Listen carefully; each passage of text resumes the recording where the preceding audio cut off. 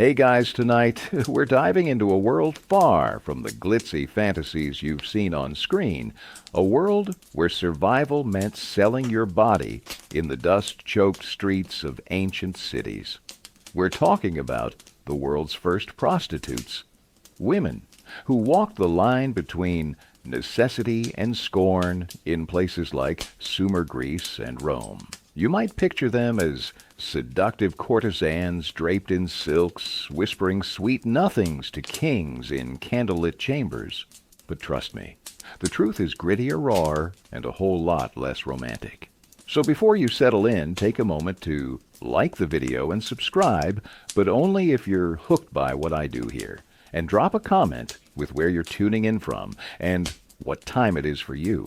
Now dim the lights, maybe grab a drink for that soft clinking vibe, and let's step into a story that's as old as civilization itself. Picture this. It's around 2400 BCE, and you're in Uruk, a bustling city in ancient Mesopotamia.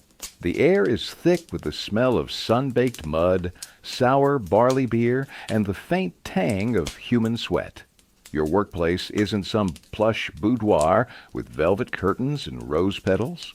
It's a cramped reed hut, its walls patched with crumbling clay, or maybe a shadowy corner near the marketplace, where the crowds are loud and the eyes are hungry.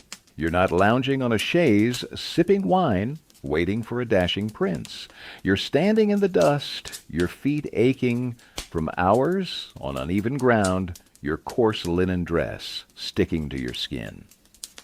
The clients, they're not charming nobles with poetry on their lips. They're laborers caked in dirt, merchants with calloused hands, or priests who mutter prayers before they grab you. Their breath smells of onions and cheap ale, and their impatience hangs in the air like a storm cloud.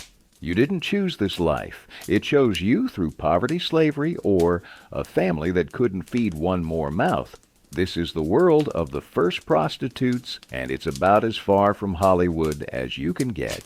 You're not here because you want to be. You're here because the alternative is worse. Maybe your parents died, leaving you with nothing but debts and a hungry belly. Maybe you were sold to settle a family's obligations, your freedom traded for a sack of grain.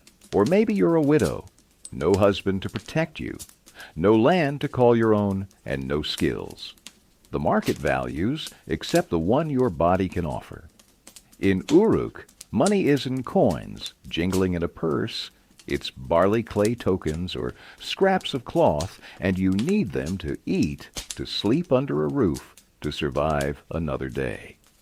The city is alive with noise vendors, shouting donkeys, braying children, laughing as they chase reeds through the streets.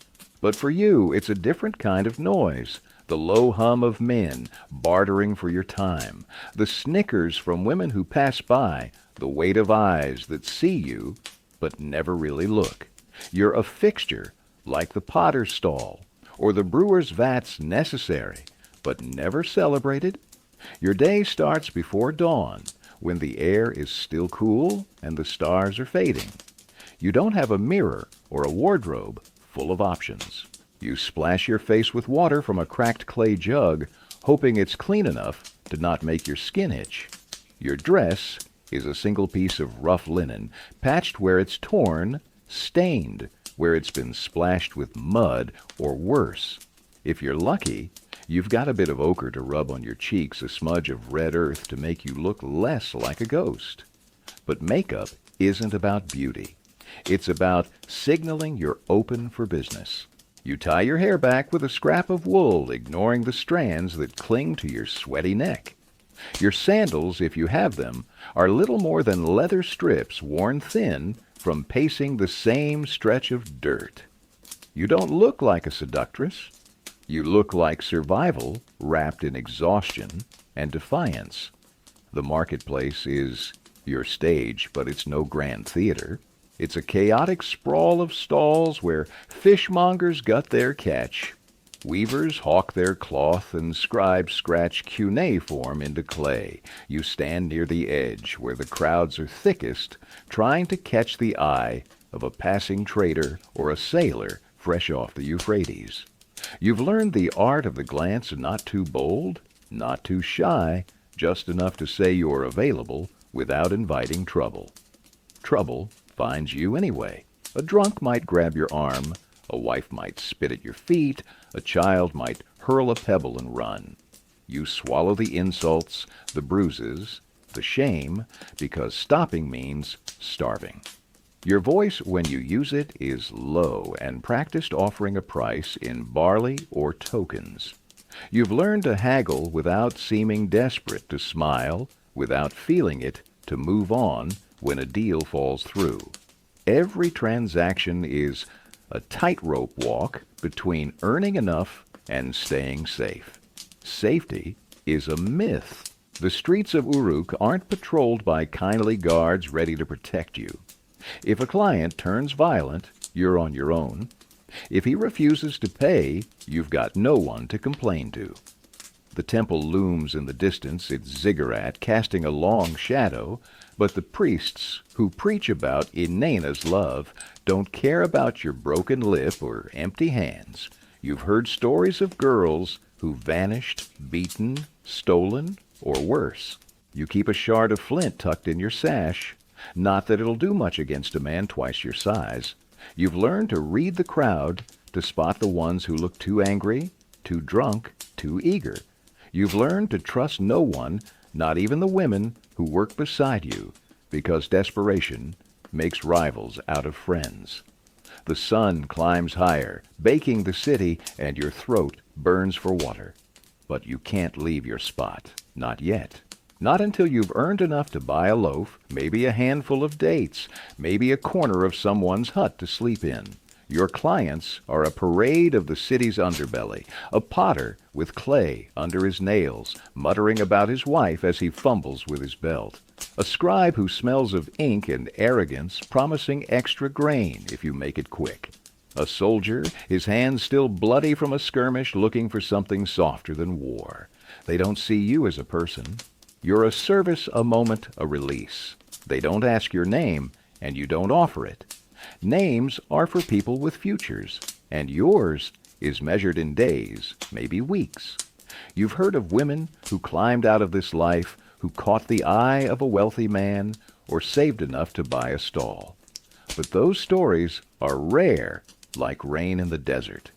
For everyone who escapes 10 more, take her place, their faces blurring into yours. The city doesn't thank you, but it needs you. You keep the sailors from rioting, the merchants from straying, the priests from preaching too loudly about sin. You're the valve that lets the pressure out, the shadow that keeps the light shining on the virtuous. But virtue is a luxury you can't afford. You're not a villain, not a victim, not a heroine. You're a woman with no other path walking it, with eyes open and heart guarded. By dusk, your body aches, your stomach growls, and your spirit is a flicker in the wind. You count your tokens enough for a meal, maybe a mat to sleep on. You limp back to your hut, the stars mocking you with their untouchable glow. This is your life, and it's no movie montage. It's survival carved from dust and desperation, one client at a time. Your body is your only currency, and it's a coin that wears out fast. You're barely 16, maybe younger, but your skin already tells a story of survival. Scars from sunburn crisscross your arms, red and angry, from days under the Mesopotamian sun.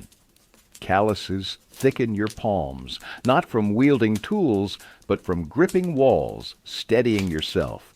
Surviving encounters that leave you bruised. Your joints ache like they belong to someone 3 times your aged knees, creaking from hours, standing back, knotted from bending in ways nature never intended. You don't have a doctor, no apothecary to brew you a salve. If you're lucky, you might trade a favor for a handful of herbs, some bitter root to chew for pain. But most days, you just grit your teeth and keep moving. Pain isn't a visitor. It's a roommate, always there, always demanding. Disease is your shadow stalking you closer than any client. In Uruk hygiene is a dream for the wealthy. The men who pay for your time don't bathe their hands grimy from fields or forges their mouths sour with beer or rot. Every touch is a gamble. Itches that won't fade, sores that fester in the heat, fevers that creep in overnight. You've seen girls waste away their bodies betraying them before they hit 20. You've learned to check yourself in the dim light of dawn, searching for signs of something worse than hunger. There's no word for the diseases that claim you, no clay tablet listing symptoms or cures. You just know the whispers. She's unclean, she's cursed. The temple priests might pray for the city's harvest, but they won't touch a girl like you, not unless it's for their own needs. Pregnancy is another roll of the dice, and the odds are never in your favor. A swollen belly means months without work, months of scavenging or begging, months of wondering if you'll survive childbirth. You've heard of women who mix herbs to prevent it bitter brews that burn your throat and sometimes work, sometimes don't. But those secrets are guarded past only among the lucky or the ruthless. If you carry a child, you're alone. No husband to claim it, no family to shelter you. Some girls abandon their babies at the river's edge, praying the gods will be kinder than the city. Others try to raise them, balancing motherhood with the marketplace their infants strapped to their backs while they haggle for the next client. You've seen their eyes haunted hollow, holding on to hope like a fraying thread. You pray. You'll never know that weight, but the gods don't answer prayers like yours. Your diet doesn't help. You're burning energy like a furnace, standing, moving, enduring. But food is a luxury, not a guarantee. If you earn enough, you might buy a coarse barley loaf, its grit crunching between your teeth, or a handful of dates, sticky and half-rotten, but sweet enough to keep you going. On good days, there's a bowl of lentil pottage, watery and cold, maybe spiked with a scrap of onion. Meat. A fantasy. You smell it roasting in the taverns, hear the sizzle of goat fat. But it's not for you. You eat standing up, one hand shielding your food from flies, the other ready to fend off a thief human or animal. Meals are rushed, swallowed between clients, often interrupted by a shout or a tug on your arm. You don't eat to enjoy. You eat to stay upright, to keep your body from collapsing under the weight of your life. Sleep is a cruel parody. You'd think exhaustion would drag you under, but your body fights it. You collapse onto a reed mat in a corner of a shared hut, the air heavy with mold and the snores of others. Your bed is lumpy, woven from river reeds that poke through the thin wool blanket you've got if you're lucky enough to have one. It smells of sweat smoke and something sour you try not to name. Your muscles scream, your bones ache, and your skin itches from dust or worse. You lie there staring at the cracked clay ceiling, your mind replaying the day's humiliations, the client who laughed, the one who hit, the one who promised payment and slipped away.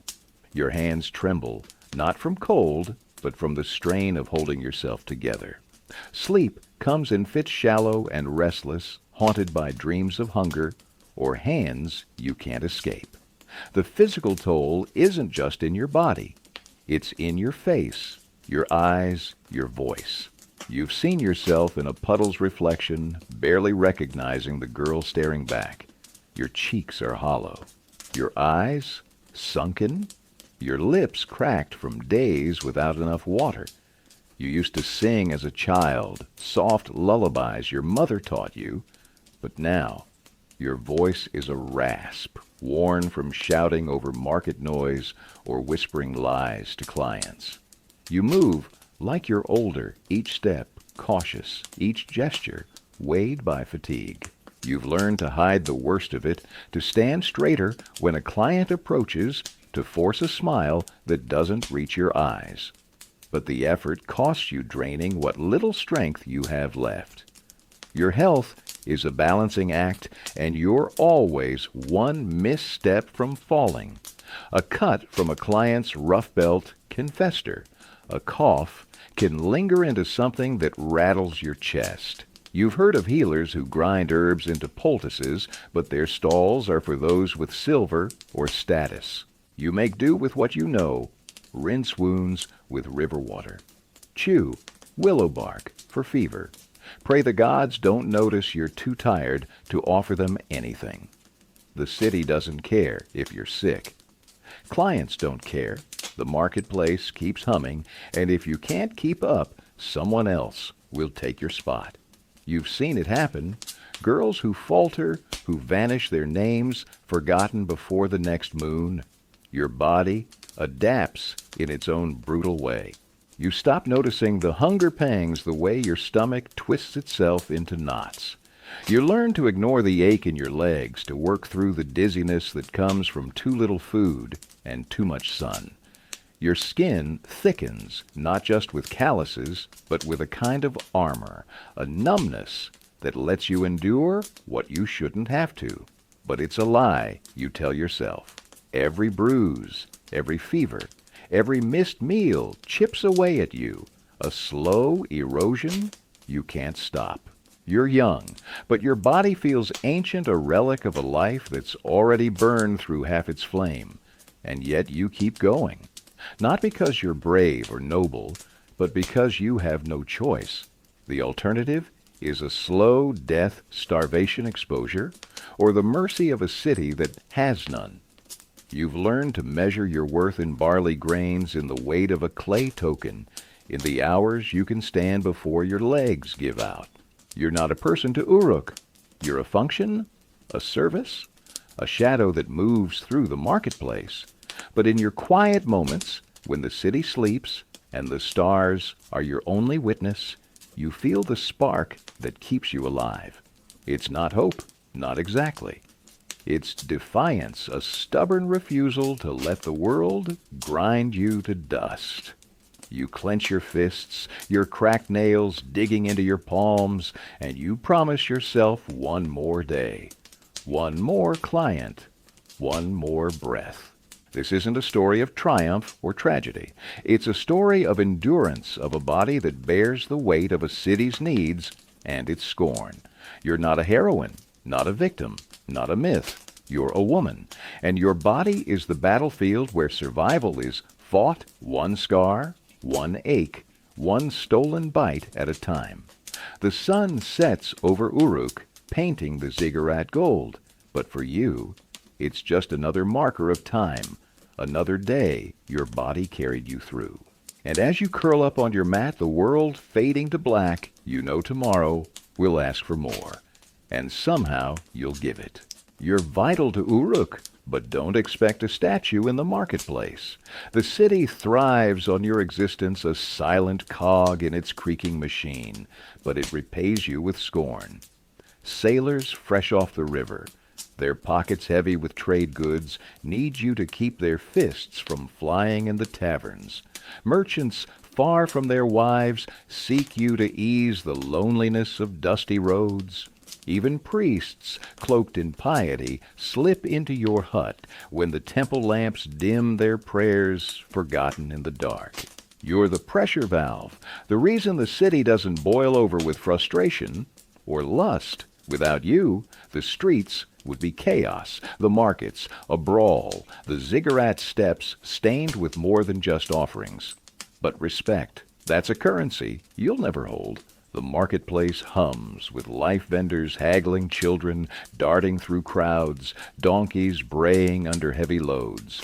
You stand at its edge, a fixture as familiar as the potter's wheel or the brewer's vats. But unlike them, you're not praised. Women passing by clutch their shawls tighter, their eyes cutting through you like flint. Harlot, they whisper, loud enough to sting, as if their husbands don't visit you under moonlight. Their scorn is a weight heavier than the sun on your shoulders, sharper than the pebbles under your feet. You're a stain on their virtue, a shadow they pretend not to see. Yet their homes stay peaceful because you exist, their marriage is intact, because you absorb the city's restless urges. You're the sacrifice they demand, but never thank. Men are no kinder. To them, you're not a person, but a service, a moment's escape, priced in barley or clay tokens. They don't learn your name, don't care about the hunger in your eyes or the bruises on your arms. You're a transaction as routine as buying bread or sharpening a blade. Some nod as they leave a curt acknowledgement, but most turn away their faces already forgetting you. The ones who talk soldiers boasting of battles, traders spinning tales of distant lands aren't speaking to you. Not really. You're a wall to echo their pride, a shadow to hold their secrets. And when they're done, they melt back into the crowd, leaving you with a handful of grain or a promise that's worth less than the dust on your feet. Payment is a cruel jest. A good day might bring enough barley for a loaf, maybe a few dates, to sweeten the ache in your belly. On a bad day, you're left with nothing but a sore body and a sore heart. Clients haggle like you're selling fish, not your dignity. Half a measure, no more they grunt as if you're the one cheating them. Some pay in tokens, chipped clay pieces, stamped with symbols you can't read, useless until you find a baker or brewer desperate enough to trade. Others offer scraps, a torn cloth, a bruised fruit, a muttered vow to pay tomorrow. Tomorrow never comes. You've learned to demand payment up front, to ignore the curses or the hands that linger too long. But even then, you're at their mercy. A man with a knife or a temper can take what he wants and leave you empty-handed, your cries swallowed by the market's roar. The city's elite priests, scribes, nobles depend on you too, but their gratitude is colder. The temple of Inanna, goddess of love and war, looms over Uruk, its ziggurat a constant reminder of your place. Priests preach her glory, her power, to bless crops and wombs, but they're your clients too, slipping in after dusk with coins or commands. They call you necessary a vessel for the city's balance, but their eyes slide past you in daylight.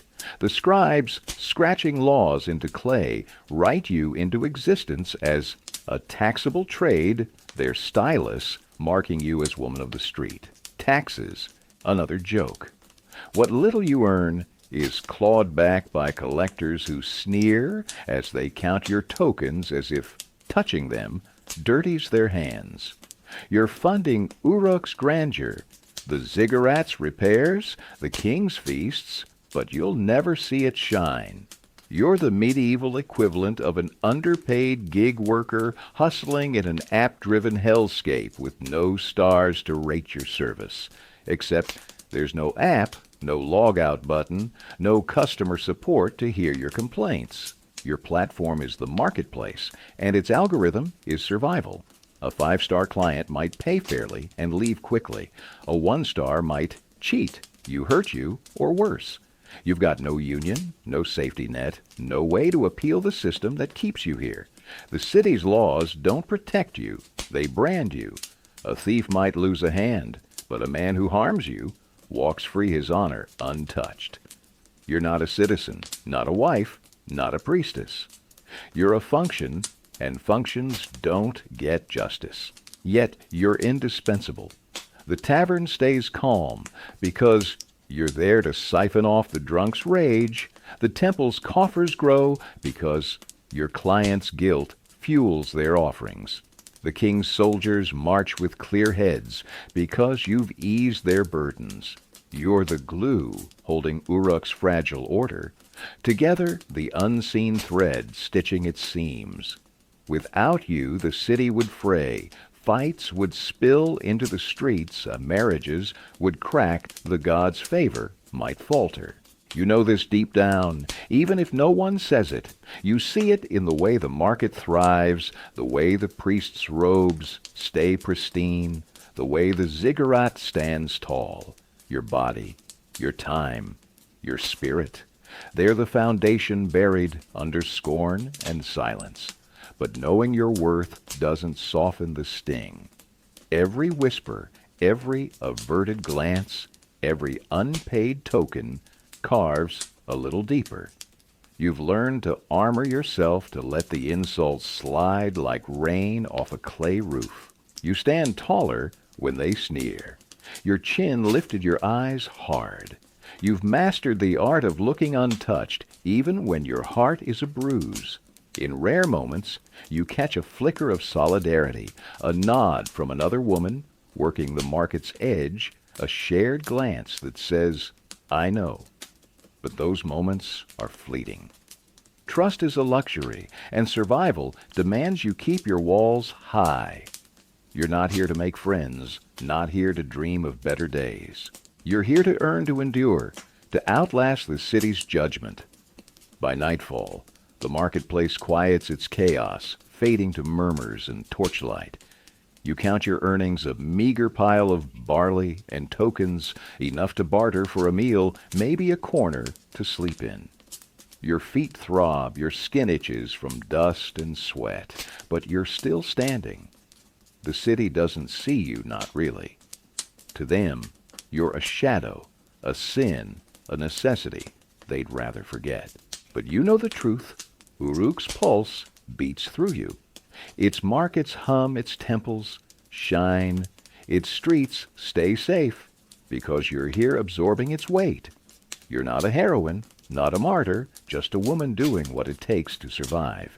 And as you slip into the dark, the stars above, Uruk offer no comfort, only a cold reminder. Tomorrow you'll do it all again. Your heart takes the hardest hits, a battlefield no one sees. You've learned to lock away dreams of love, of family, of a life where your name isn't spat like a curse. Those are for women with dowries, with fathers, to protect them with futures written in clay. Your future is the next client, the next meal, the next night you survive. Every leer, every rough grip, every grunted demand chips away at your spirit like a sculptor carving a statue no one will admire. You fake smiles, murmur sweet words, let your eyes go soft while your mind screams. Inside, you're a fortress walls, built from silence and scar tissue, guarding the flicker of who you used to be. But the weight of it, the loneliness, the shame, the endless pretending presses down heavier than any client's hands. You weren't always like this. Once you were a girl who laughed at the river's edge, who wove reeds into baskets, who dreamed of a husband's hearth or a child's tiny fingers. Those memories are ghosts now haunting the quiet moments when the marketplace sleeps.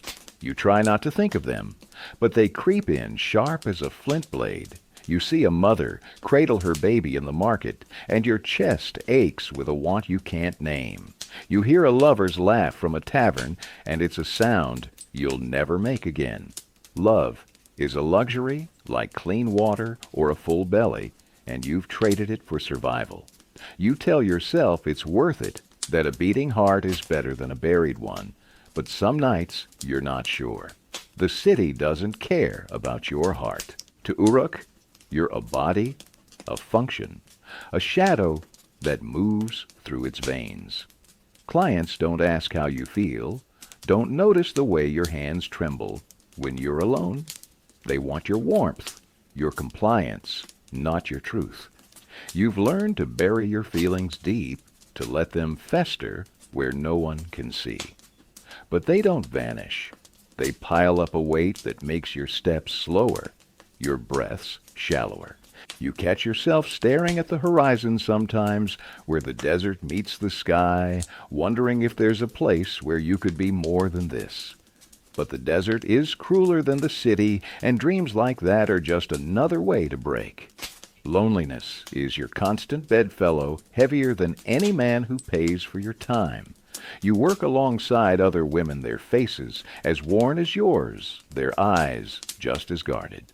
You share the marketplace, the dust, the danger, but not much else. Trust is a risk you can't afford. A kind word today could be a knife tomorrow. Someone stealing your client, your spot, your last scrap of barley. You nod to them, maybe share a wry smile when a drunk stumbles away, but you keep your distance. You've seen what happens when you let your guard down. A friend who betrays you for a loaf, a sister who vanishes without a word. The marketplace is a battlefield, and allies are as rare as rain. You're surrounded by people, yet you're alone. The crowds swirl around you, vendors shouting, children laughing, priests chanting, but none of it touches you. You're a ghost in their world, seen only when needed, forgotten when the transaction's done. You've learned to live with the silence, to fill it with the rhythm of your own breath, the count of your tokens, the steps back to your hut. But some nights, when the city quiets and the stars burn cold, above, the loneliness is a tide pulling you under. You lie on your reed mat, the air thick with mold and memory, and you wonder if anyone, anywhere, knows you're more than a shadow. You wonder if the gods see you, if Inanna herself, goddess of love, would care about a girl like you. You've built rituals to survive it. You hum a tune your mother sang so soft, it's just a vibration in your throat. You trace patterns in the dust shapes that mean nothing, but keep your hands busy.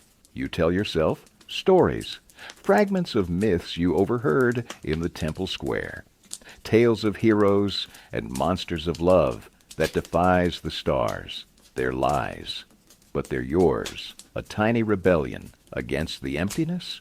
You cling to these moments, these slivers of self, because they're all you have.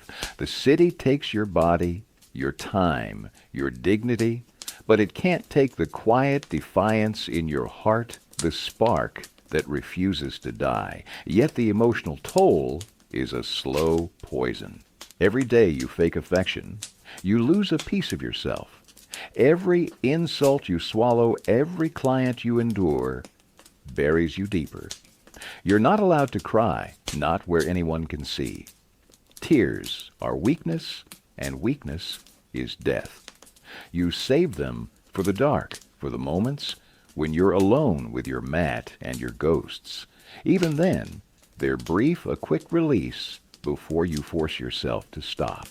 You can't afford to break, not when tomorrow waits with its own demands. You wipe your face, clench your fists, and promise yourself you'll keep going. Not for glory, not for love, but because stopping means surrender, and you're too stubborn for that. The worst part isn't the loneliness or the shame, it's the betrayal of hope. You used to believe in better days and a miracle that would lift you from the dust. Maybe a kind client would offer marriage, or you'd save enough to buy a stall, a life of your own. But hope is a thief, stealing your strength when it doesn't deliver. You've seen too many girls chase it only to fall sold to slavers broken by disease or lost to the river's pull. You've learned to starve your hope, to feed it just enough to keep you moving, but not enough to make you dream. It's a cruel balance, but it's how you survive. And survive you do. Each day you rise, you lace your sandals, you face the marketplace with eyes that don't flinch. You endure the leers, the hands, the whispers, because you're more than the city sees. You're a fortress, a flame, a woman who carries the weight of Uruk's needs and spits in the face of its scorn. You're not a priestess, not a wife, not a myth. You're you, and that's enough to keep you standing.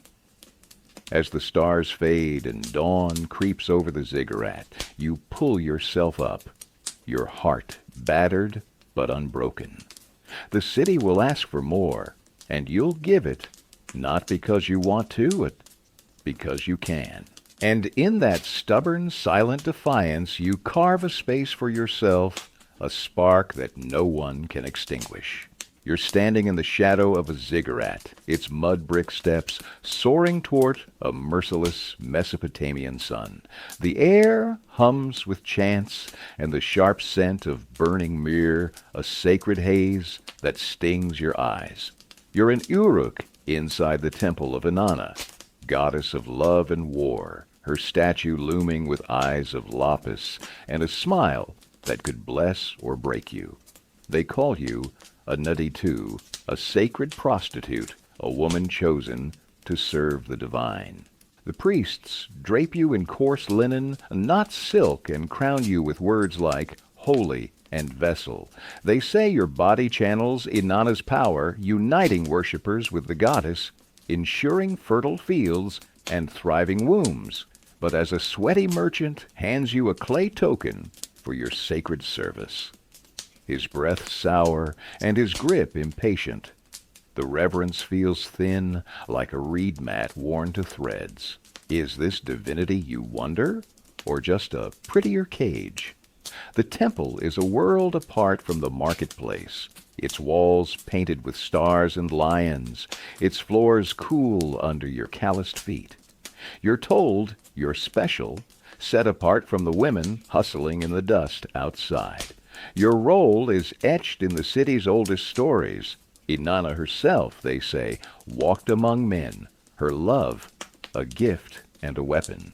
As a naditu, you're her echo, her earthly shadow, your body a bridge between mortal and divine.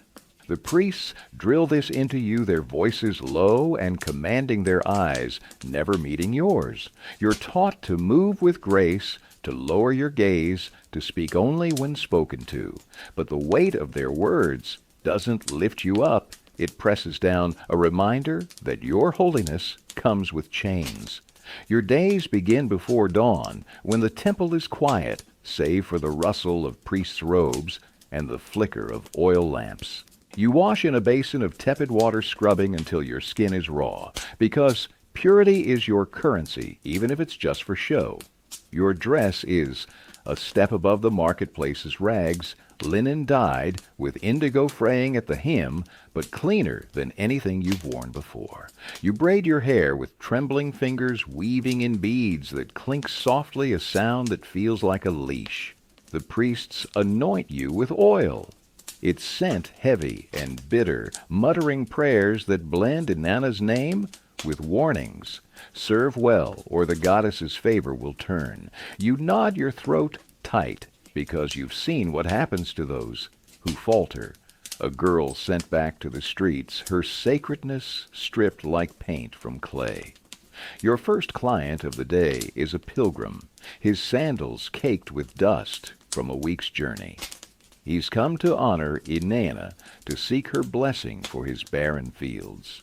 You lead him to a small chamber, its walls carved with spiraling vines, a reed curtain offering the illusion of privacy.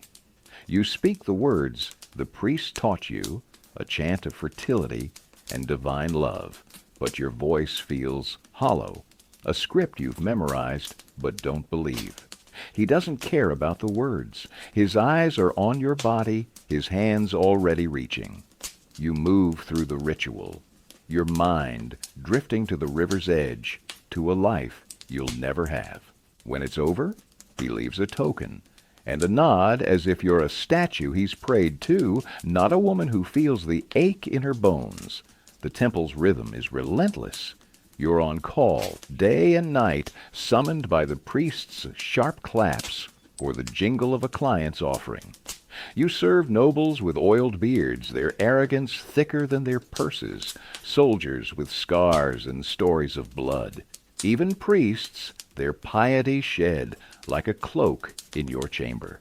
Each encounter is a performance smile, sway, whisper blessings, hide the flinch when their grip tightens. You've learned to read their moods, to sense when to speak or stay silent, to dodge a slap or a curse. The temple feeds you a small mercy gruel, thickened with barley dates that stick to your teeth a sip of watered wine on festival days. But every bite comes with a price your earnings go to. In Nana's glory, the priests say their hands collecting your tokens before you can count them. You're told your work is sacred, that your body is a conduit for the goddess's power. The crops grow because of you. The city prospers. The gods smile. But the sacred feels profane when a client's sweat drips onto your skin, when a priest's voice turns cold because you moved too slowly. You wonder if Inanna sees you, if she knows the weight of her name on your shoulders. You've heard the myths, how she descended to the underworld, how she defied death itself. You want to believe she'd understand your defiance the way you clench your fists when no one's looking, the way you hum a forbidden tune to keep your heart from breaking. But the goddess is silent, her statue's eyes unblinking, and you're left to carry her legacy alone. The other naditu are your sisters, but not your friends. You share the temple's shadows, the same oil-scented air, the same whispered fears. You see their faces. Some young, some already worn their eyes, mirroring your own mix of resignation and rebellion. You exchange glances, a nod, when a priest turns away a quick squeeze of a hand when the day's been brutal. But trust is a fragile thing, easily shattered by a stolen client or a whispered betrayal. You've seen girls turn on each other, fighting for a priest's favor or a richer pilgrim's coin. The temple is a cage, and even sisters can become rivals when survival's at stake. You keep your heart guarded, your secrets locked behind a smile, because loneliness is safer than betrayal. By night, the temple grows still, its grandeur fading to echoes and flickering lamps. You curl up on a mat in a shared chamber, the air heavy with incense and exhaustion. Your body aches, your spirit heavier still, but sleep is a thief, stealing only fragments of rest. You dream of the river of a life where your body is yours, but the dreams dissolve into the temple's chants, the client's hands, the priest's commands. You wake to the same reality, the ziggurat shadow stretching over you like a sentence. Yet you rise, you wash, you dress, you face the day, because stopping means falling, and you're too stubborn to fall. You're a naditu, holy in name, shackled in truth, and your defiance is the spark that keeps you alive. As the sun climbs, painting the temple gold, you step into your role, your heart a quiet rebellion against a world that calls you sacred but treats you like clay. Your role as a naditu sounds like a divine calling etched in the clay tablets of Uruk's myths. Embody Inanna's love channel, her fertility bind, worshippers to the goddess through your body. You're told you're a sacred thread, weaving blessings for crops, children, and the city's prosperity. The priests paint a lofty picture, your every act, a ritual, your presence, a gift from the heavens. But the reality is a grind that chews up your body and spirit. You're no high priestess, sipping wine with kings. You're a worker on call from dawn to dusk, your life dictated by the temple's relentless rhythm. The sacred is just a mask for labor, and the divine feels like a debt you'll never pay off. Your duties are a mix of ceremony and servitude. You start the day with chants your voice blending with the other naditu as you praise Inanna's name, the words heavy on your tongue. The priests watch their eyes sharp, ready to correct a missed note or a faltering step. You've memorized the hymns, the gestures, the way to tilt your head. Just so, but it's not devotion driving you, it's survival. After the chants come, the dances, your feet pounding the temple's cool stone floor, your arms swaying to mimic the river's flow. The movements are meant to honor Inanna, to call her power into the world. But your ankles throb, your soles bleed, and the linen dress clings to your sweat-soaked skin. You dance until your breath burns, until the priests nod, satisfied. And even then, there's no rest. The temple doesn't pause for aching muscles or pounding hearts. The heart of your work is the sacred act itself, serving clients the priests deem worthy. They call it a union with the divine, a moment where Inanna's spirit flows through you to bless the man before you. But it's no ethereal ritual. You lead pilgrims, nobles, or soldiers to a small chamber, its reed curtain swaying like a half-hearted promise of privacy. You murmur the prescribed words, blessings of fertility of strength, but they fall flat drowned by the client's heavy breathing or the clink of his clay tokens. Some are gentle, their eyes distant, seeking the goddess they believe you carry.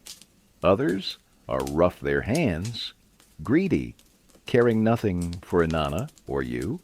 You've learned to move through it, to let your mind drift to the river's edge, to the stars you'll never reach.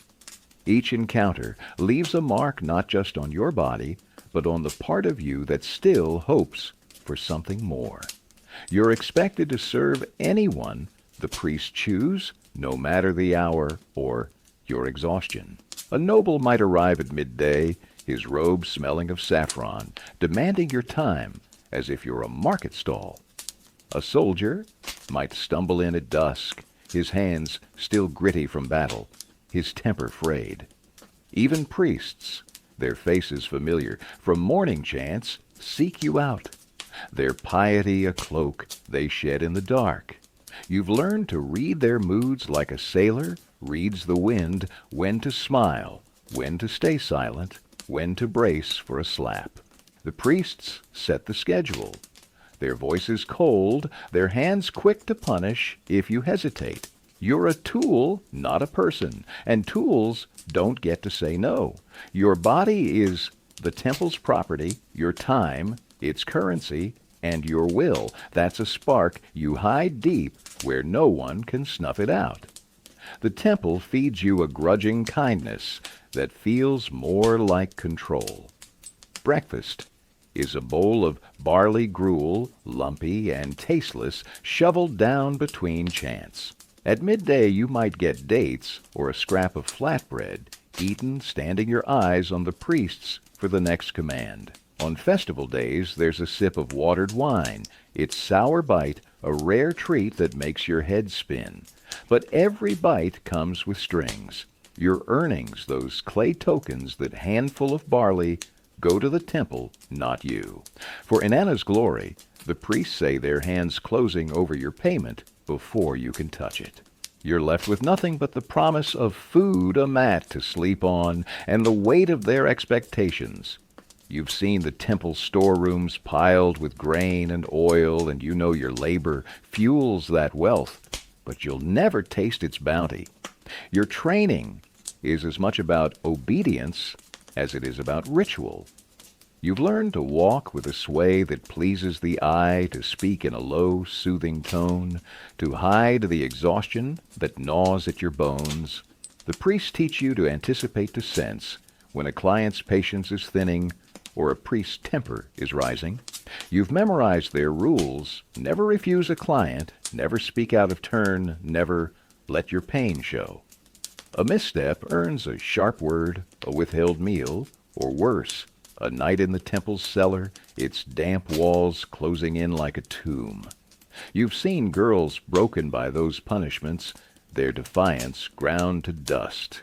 You keep your head down, your hands busy, your heart locked away, because survival means playing their game, even when it feels like losing. The clients aren't the only ones you serve. The temple itself is a machine, and you're its fuel. You clean the chambers, sweeping dust from the stone floors until your hands blister. You carry water from the well, the clay jug, heavy on your shoulder, its weight a mirror of your own. You mend the curtains, your fingers pricked by coarse thread, your eyes straining in the lamplight. These tasks aren't sacred, but they're expected, piled onto your day like stones on a grave. The priests call it devotion, but you know it's exploitation.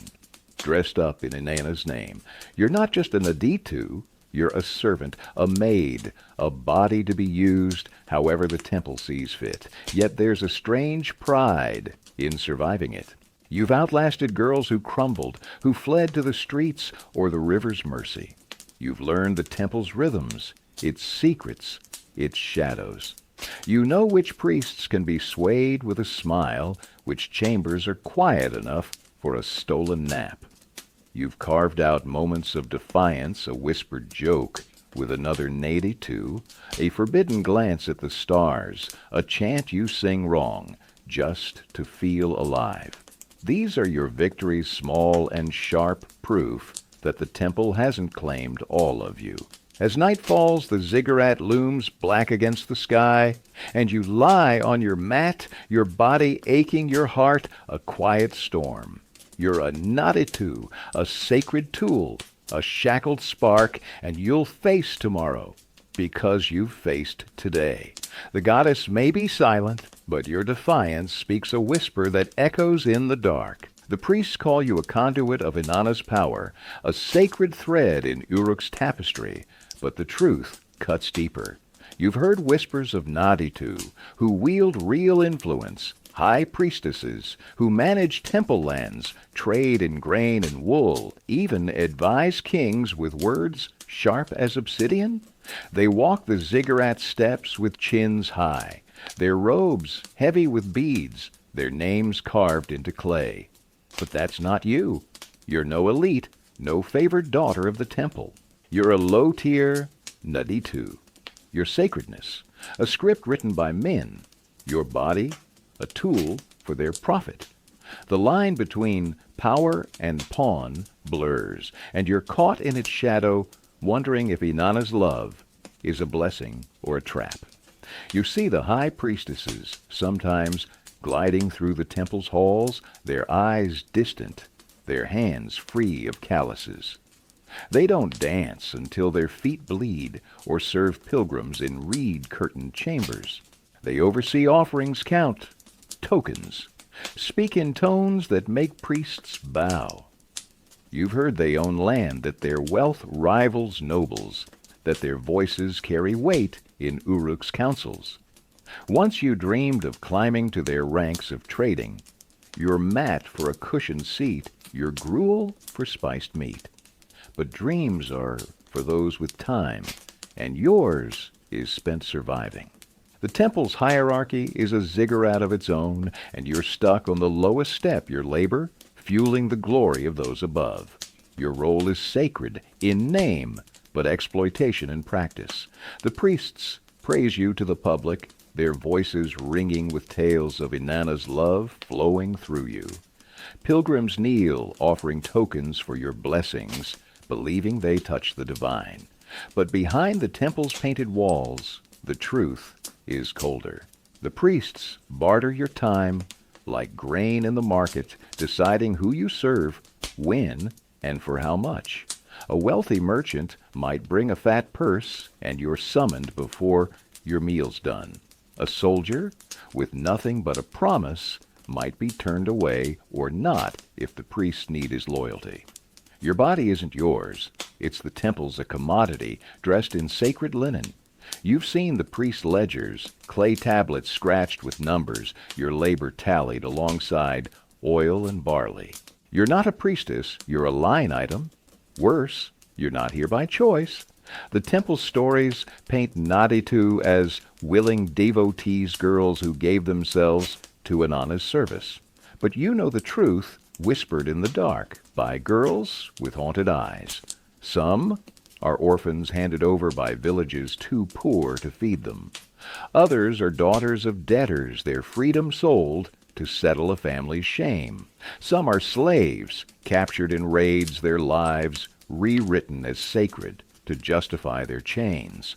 You were a weaver's daughter, your father's debts piling higher than his loom. When he couldn't pay, You were the price delivered to the temple with a sack of barley and a priest's cold nod. You didn't choose Inanna. She was thrust upon you, her name a leash you can't slip. You've tried to find power in the cracks. You've learned to charm a client for an extra token, to linger just long enough to hear a noble's gossip, to smile when a priest's temper flares. These are small rebellions, slivers of control in a world that owns you.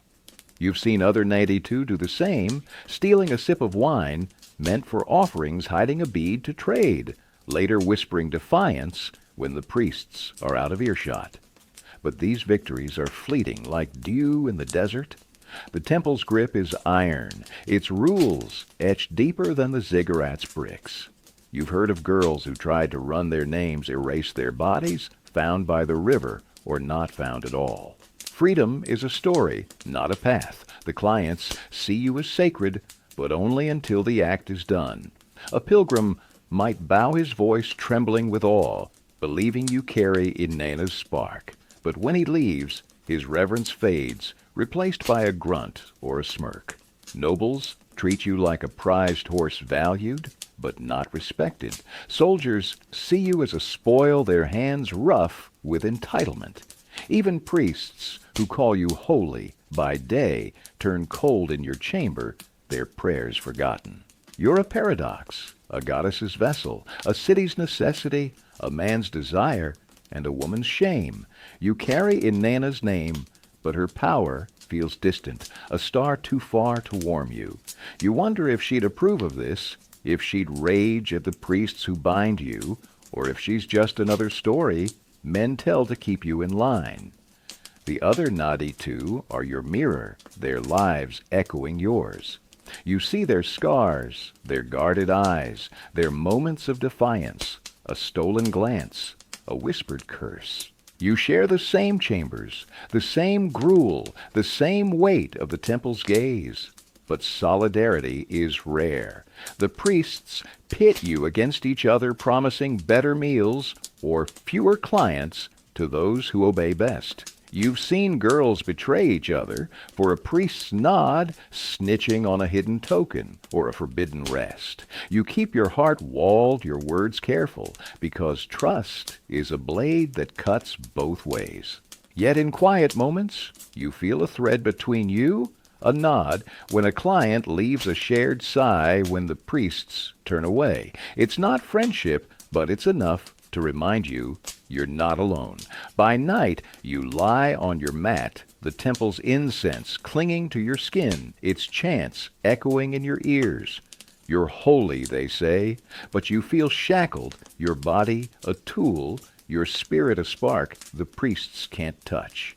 You've heard the high priestesses names their power, a distant flame, but you're no closer to it than the stars. You're a naditu, sacred in story, a pawn in practice, and the tension tears at you. You clench your fists, your nails biting your palms, and you promise yourself one more day. Not for Inanna, not for the temple, but for you, the girl who still burns beneath the weight. As the ziggurat looms its shadow, swallowing the moon, you close your eyes. Your defiance, a quiet vow, you'll survive. Not because you're holy, but because you're human, and no one can take that away. The temple's incense fades as dawn breaks, painting the ziggurat's edges in gold. But its weight lingers in your bones. You're a naditu, a name that echoes through Uruk's clay tablets, both revered and reviled. The priests call you a vessel of Inanna, a sacred link between earth and sky. But the truth is messier, a tangle of devotion and exploitation. Your story, like the temple's shadowed chambers, is a paradox holy in the myths, shackled in the dust.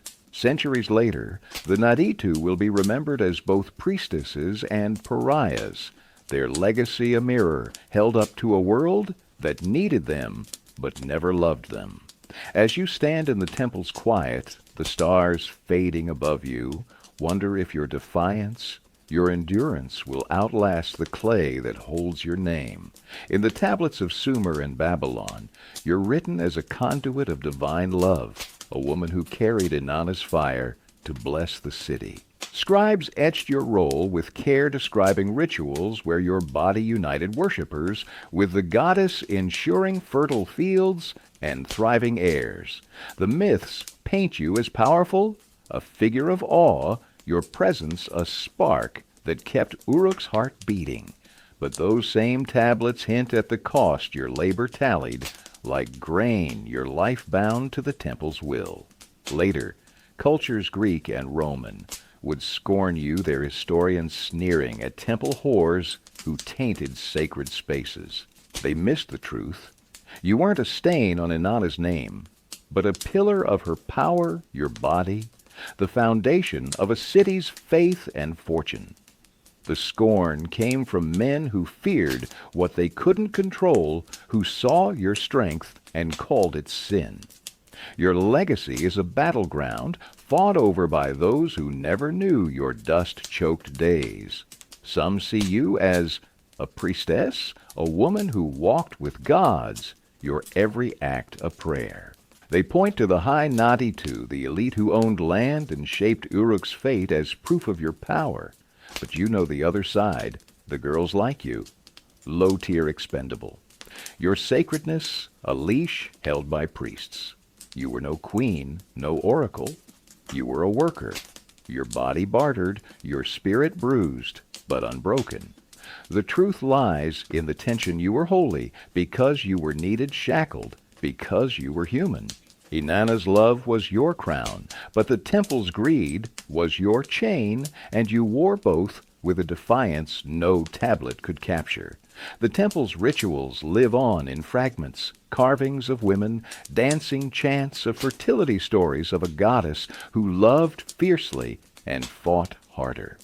But your reality, the sweat and scars, the stolen moments of rebellion, fades into the cracks of history. You imagine the future, a world where your name is forgotten, but your spark endures. The ziggurat will crumble its bricks, returning to dust, but the idea of you, a woman who survived, who carried a city's weight, will linger. You see it in the women who come after. In Babylon, Greece, Rome, their lives echoing. Yours needed scorned, enduring. Your legacy isn't in the clay or the myths, but in the quiet fire of those who refuse to break, who face the world's judgment and keep standing. You weren't alone in your struggle. The other naditu, their faces worn like yours, shared your world of incense and exhaustion. You remember their small acts of defiance, a whispered joke during a chant, a hidden bead traded for bread, a glance that said, "I see you." These moments were your strength proof that the temple couldn't claim your spirit. You wonder if they'll be remembered, if their names will survive the river's pull. You want to believe their defiance, like yours, will echo a ripple that reaches beyond Uruk's walls. You picture them, now standing under the same stars, their hearts, as stubborn as yours, their lives, a testament to a truth no priest could write. You were more than your role, more than the temple's tool. The city needed you, and you gave it everything, your body, your time, your dreams. You kept the fields fertile, the pilgrims faithful, the priests wealthy. But you were never just a naditu. You were a woman, your heart a fortress, your defiance a flame that burned through the dark. You carried Inanna's name, but you carried yourself too through days that should have broken you. The temple's shadow was heavy. Its rules a cage, but you found ways to slip through. A hum stare, a moment of silence where you were yours alone. These were your victories, small but fierce, and they made you more than the myths could hold. Centuries later, scholars will argue over you, their voices loud with theories, but deaf to your truth. They'll call you sacred or scandalous, empowered or enslaved, missing the heart of it. You were both, and neither and more. You were a woman who survived a world that demanded your body but ignored your soul. You wonder if they'll understand the paradox the way you were holy because you were needed shackled because you were human. You hope they'll see the spark that kept you going, the defiance that made you rise each day, not for Inanna or the temple, but for yourself. Your name may fade, but your story won't carry it in the bones of every woman who fights to be seen, to be free to be whole. As you lie on your mat, the temple's chants, a distant hum, you feel the weight of your legacy. You're not a heroine, not a martyr, just a woman who endured. The ziggurat looms its shadow, swallowing the stars, but you're not swallowed. You're a spark, a whisper, a truth that outlasts stone. The naditu will be remembered, wholly shackled, forgotten, and found again because you were here, your heart beating against the odds. You close your eyes, the night soft around you, and you know your defiance is your gift to the future.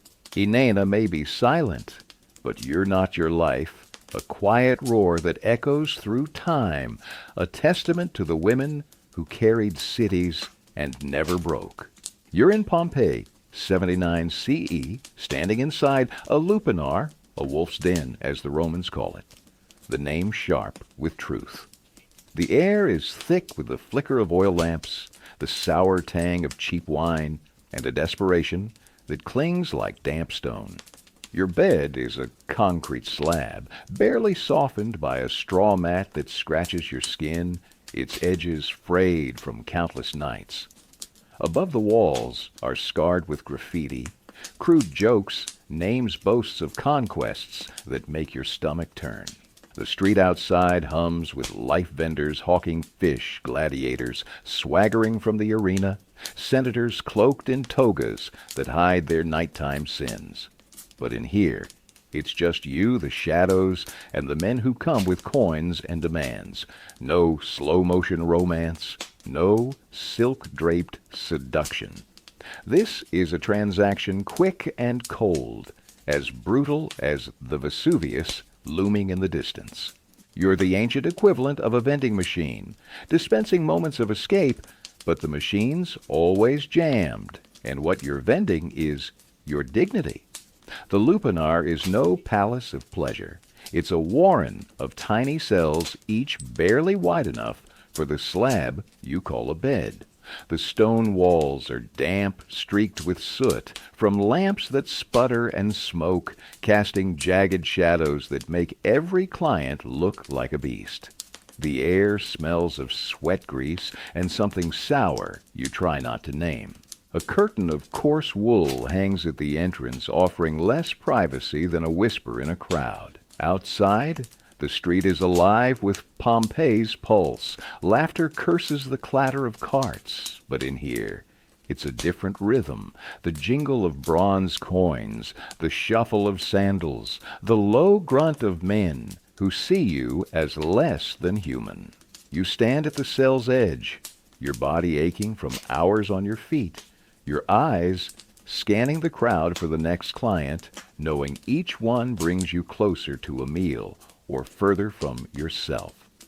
Your appearance is a calculated compromise. No flowing gowns or jeweled pins for you. Your tunic is a faded red stained and patched its color, a signal to the street that you're for sale. It's short, barely reaching your thighs, because modesty is a luxury you can't afford.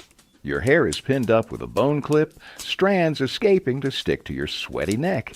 If you're lucky, you've got a smudge of coal around your eyes, stolen from a wealthier woman's discards, but it's more grit than glamour. Your sandals are worn leather, the soles thin as papyrus, offering no shield from the lupanar's gritty floor. You look less like a seductress and more like a survivor. Your body, a map of scars and bruises your face, a mask that hides the exhaustion gnawing at your bones. Clients come in waves, a parade of Pompeii's underbelly. Sailors, their skins salted from the sea, clutch coins earned from trade and spend them on you. Gladiators fresh from the arena, their hands still smelling of blood, seek something softer than their blades. Senators, their togas swapped for plain cloaks, slip in under cover of night, their hypocrisy thicker than the wine they drink. They don't ask your name, don't care about the hunger in your eyes or the tremor in your hands. You're a service a moment's release priced by the minute. A bronze, as buys a quick encounter. A few more might stretch it longer, but time is your enemy, not your friend. The faster they leave, the sooner you can eat. But each one takes a piece of you, a theft no coin can repay. Safety is a myth in the lupanar. The brothel's keeper, a leno with eyes like flint and a whip at his belt, watches from the shadows, ensuring you work or else. A client who turns violent, and many do, faces no consequence. You're the one who pays with a split lip or a night without food. You've learned to spot the dangerous ones, the drunk whose slurs hide, rage the soldier whose grip is too tight, the merchant whose smile doesn't reach his eyes. You keep a shard of broken pottery tucked in your tunic, useless against a man's strength, but a comfort nonetheless. The lupanar's walls don't protect you. They trap you. Their graffiti, a reminder that you're a joke, a trophy, a thing to be used and forgotten. Payment is a cruel dance. A good night might bring enough coins for a loaf of coarse bread, maybe a scrap of salted fish to dull the hunger. But the leno takes his cut half, sometimes more, his hand outstretched before you can count your earnings. What's left is bartered in the market where vendors sneer as they hand you wilted greens or stale crusts. Some clients pay in promises their words as empty as the wind, leaving you to face the leno's wrath. Others offer trinkets, a chipped bead, a torn cloth useless for food, but hoarded for the day. You might trade them for freedom. Freedom is a word you barely whisper, a dream as distant as the stars, but every coin you hide is a step toward it, even if the path is a lie. The lupanar's rhythm is relentless. You work from dusk to dawn, when Pompeii's streets are alive with men seeking escape. There's no rest, no pause to nurse your aches or your heart.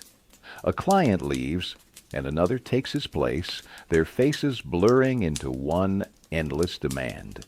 You've learned to move through it, to let your body work while your mind drifts to the sea's edge, to a life where your skin isn't a map of others' desires. But the drift is brief, shattered by a shout or a hand that pulls you back. You're not allowed to falter, to cry to be human. The leno's whip, the client's fists, the city's scorn, they all demand you keep going, keep performing, keep surviving. Yet you endure, not because you're strong, but because you have no choice.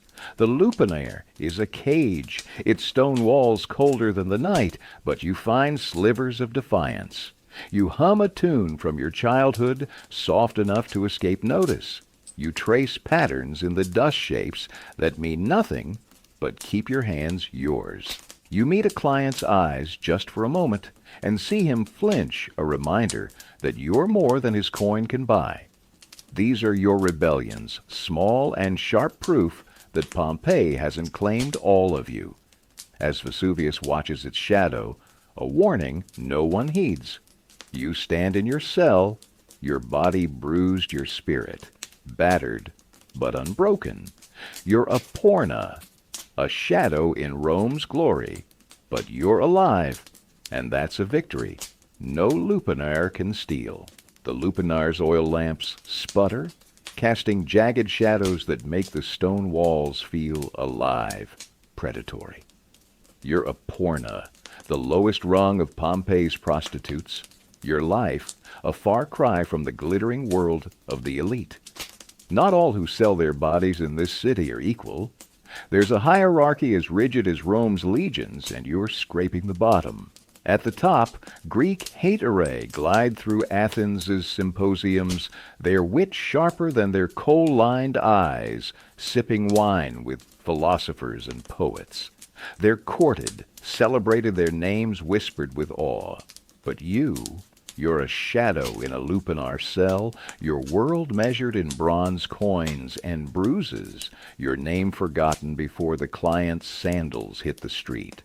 The hetaerae get poetry, you get scars, and the gap between you is a chasm no amount of defiance can bridge. The hetaerae are a distant myth, their lives a story you've heard from traders or overheard in the market's hum. They're educated, trained in rhetoric and music, their conversation as valued as their beauty. They choose their lovers, or so the tales go, dining with men like Plato or Alcibiades, their laughter a currency that buys influence. Their homes are adorned with mosaics, their dresses woven with threads of gold, their bodies perfumed with myrrh. They're not owned. They negotiate their freedom a flame that burns bright in Athens' marble halls. You try to imagine it, a life where your words matter, where your body isn't a rental, but it's like picturing the gods' banquet on Olympus. It's not your world, and it never will be. Your reality is the lupanar's damp stone, the straw mat that chafes your skin, the clients who see you as less than the dust on their sandals. You're owned body and soul by a leno, a pimp, whose greed is matched only by his cruelty. His eyes are always on you, counting your clients, weighing your earnings, ready to lash out if you fall short. He takes most of what you make, 3 bronze asses out of 4, sometimes more, leaving you with scraps to barter for bread or a corner to sleep in. If you protest his whip cracks or his fist finds your jaw, and you've learned to swallow your anger, to hide the tremble in your hands. The leno isn't just your master. He's your jailer, his presence a chain heavier than iron. You've seen girls try to run their bodies dragged back to the lupanar, their screams muffled by the city's indifference. Freedom is a word you choke on its taste, bitter as the wine you'll never afford. Your clients are the dregs of Pompeii's streetsmen who can't afford the hetaerae's elegance or even the mid-tier courtesans who work private houses. Sailors, their hands rough from ropes, pay in coins stained with salt and sweat.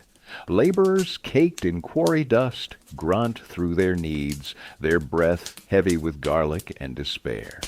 Gladiators, their scars fresh from the arena, treat you like another conquest, their strength a threat you can't outrun. They pay in bronze, sometimes bread or a scrap of cloth, but never enough to fill the hole in your belly or your heart. You haggle when you can, your voice low to avoid the leno's ear. But bargaining is a risk. A client who feels cheated might strike you, or worse, complain to the leno, and then it's you who pays the price. You've learned to smile, to nod, to let them think they've won, even as you count the coins in secret, praying they're enough for a meal. The hetaerae might dine on roasted peacock, their tables laden with figs and honeyed wine, but your meals are a beggar's share. A good night buys a loaf of coarse barley bread, its grit crunching between your teeth, or a handful of wilted greens from a market stall. If you're lucky, there's a scrap of salted fish, its tang a fleeting joy before the hunger returns. You eat standing your back to the lupanar's wall, one eye on the street for the next client, the other on the leno's shadow. Meals are rushed, swallowed between encounters, often interrupted by a shout or a hand that pulls you back to work. You don't eat to savor. You eat to survive, to keep your body from collapsing under the weight of Pompeii's demands. Hunger is your shadow, as constant as the leno's whip, and you've learned to live with its gnaw, to let it sharpen your focus instead of breaking you.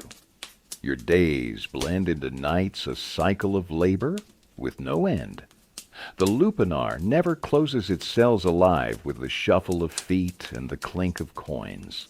You work until your legs tremble, until your voice is a rasp, until your body feels like a borrowed thing, not yours.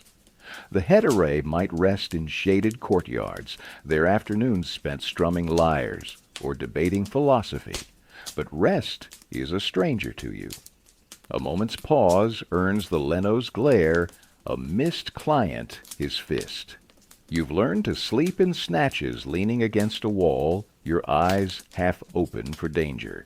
Your dreams, when they come, are jagged flashes of a childhood you barely remember, of a mother's voice, of a sea you'll never sail. They're stolen by the lupanar's noise, by a client's demand, by the Leno's shout. The hierarchy that lifts the hetaerae buries you. They're free to refuse a lover, to choose their path, to build a name that echoes beyond their youth. You're a pornae, your life a transaction, your name a whisper that fades with the dawn. The Leno's whip, the client's hands, the city's scorn, they all remind you of your place. You're not a woman to Pompeii, you're a function, a shadow that serves its pleasure and absorbs its shame. Yet you endure, not because you're noble, but because you're stubborn. You hide a coin when the Leno isn't looking. You hum a tune to spite the silence. You meet a client's gaze and make him look away. These are your rebellion's proof that you're more than the lupanar's walls. As Vesuvius watches its peak, a silent threat, you stand in your cell, your body a battlefield, your spirit a spark that refuses to die. The lupanar's stone walls close in their graffiti, mocking you with every flicker of the oil lamps.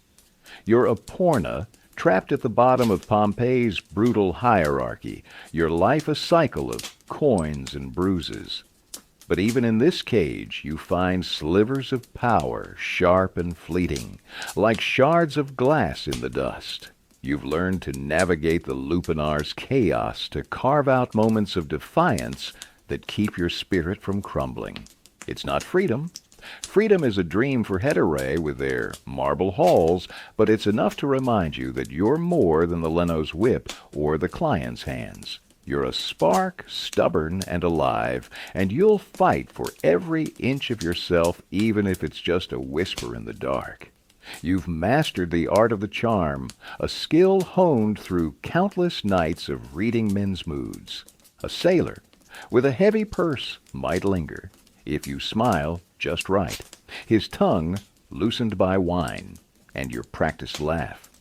You coax an extra bronze, as from him, slipping it into a fold of your tunic before the Leno's eyes catch you. A gladiator, his ego as scarred as his body might soften if you praise his strength, his coin falling heavier for the flattery. You've learned to spot the ones who can be swayed, the ones who see you as more than a shadow for a moment.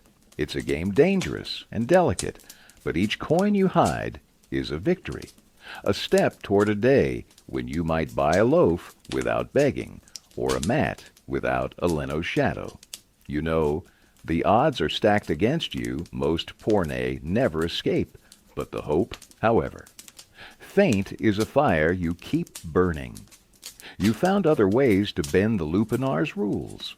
When a drunk client stumbles in his eyes, glassy, and his purse loose, you slip a pinch of crushed herb into his wine, a trick learned from another pornae, its bitterness masked by the sour vintage. He sleeps, and you take his coin, claiming he finished too fast to remember. The Leno doesn't care as long as his cut arrives, and you've earned a moment's rest, a rare breath, where no one's hands are on you. You share these tricks with the other women in whispers, your voices low under the lupanar's hum. A nod, a quick glance, a murmured warning about a violent client. These are your bonds, fragile but fierce. A silent pact against the world that binds you. You laugh together, sometimes a brittle sound that cuts through the gloom, mocking a senator's pompous strut or a sailor's drunken slur. These moments are your armor proof that the lupanar hasn't stolen your humanity. You carve your name into the lupanar's wall, a rebellion etched in stone. The graffiti around you, crude, boasts of lovers' oaths, will outlast you, and you want your mark among them. You scratch Livia with a broken pottery shard, the letters uneven. But yours, a claim that you existed, that you were more than a body for hire. Other pornae do the same. Their names, a quiet chorus, Claudia, Myrtis, Fortunata. You trace them with your fingers, feeling the weight of their stories, their defiance, mirroring yours. The Leno might beat you if he sees, but you don't care. This wall, this name is yours, a piece of Pompeii that can't be bartered or broken. You imagine someone, centuries from now, reading Livia and wondering who you were. It's a small dream, but it's enough to keep you standing. Saving for freedom is a fantasy most pornae chase, though few reach it. You've heard of women who bought their way out their coins hoarded over years, traded for a liberta status that let them walk free. They're legends, their names whispered like prayers. Eutychus, who opened a tavern. Novelia, who vanished to the sea. You hide your coins in a crack beneath your slab, a tiny hoard that grows with every stolen ace. The Leno's eyes are sharp, and discovery means a beating, or worse, but you take the risk. Each coin is a promise, a vision of a stall in the market, a bed that's yours alone, a life where no one owns you. The dream is fragile, crushed by a bad night, or a client who pays in promises, but you cling to it because without it, the lupanar's weight would bury you. Your defiance comes at a cost. Every charm, every hidden coin, every scratched name is a gamble with the Leno's wrath or a client's fist. You've felt the sting of both bruises that bloom purple on your arms, a split lip that makes smiling agony. The other pornae share your risks, their faces marked by the same silent battles. You see their courage in the way they stand, their chins lifted despite the Leno's glare, their eyes meeting yours with a spark of understanding. You're not friends, not quite trust is too dangerous, but you're allies bound by the lupanar's grind. You warn each other of cruel clients, share a crust. When hunger bites too deep, hold a trembling hand when the night's been brutal. These acts are your rebellion, a quiet roar against a world that sees you as less than human. The lupanar's rhythm never slows its demands, a tide that pulls you under. You work until your body screams, until your voice is a rasp, until your spirit feels like a flame in a storm. But you find ways to fight back. You hum a tune from a forgotten village. Its notes a lifeline to a girl you used to be. You steal a glance at the stars through a crack in the roof, their light a reminder of a world beyond stone. You meet a client's gaze and hold it just long enough to make him falter, to remind him you're more than his coin. These are your victories, small but searing proof that you're alive, that you're Livia, not just a porna. You dream of a tavern, of a sea you've never seen, of a name that's yours alone. The odds are cruel, the Leno's whip crueler, but you keep going, because defiance is your pulse, your breath, your fire. As Vesuvius looms its shadow, a silent warning, you stand in your cell, your body, a map of survival, your heart, a fortress no lupanar can breach. You're not a hetaerae with her marble halls, not a legend who bought her freedom. You're a woman, stubborn and scarred, fighting for every moment you can call your own. The lupanar's walls bear your name, your allies share your spark and your coins hidden, and few are a promise you refuse to let die. Pompeii's glory depends on you, but you depend on yourself, and that's enough to keep you standing. The night stretches on. The clients keep coming, but you're more than their coins, more than the Leno's whip. You're Livia, and in your defiance you're free if only for a breath. if only for a name scratched in stone. The lupanar's oil lamps burn low their smoke, curling like ghosts in the damp air. Your Livia, a porna, etched into Pompeii's underbelly. Your Defiance, a spark in the crushing dark. But the city that needs you binds you tighter than any chain. Rome's sprawling empire, with its marble forums and golden eagles, profits from your sweat, your scars, your silent rebellion.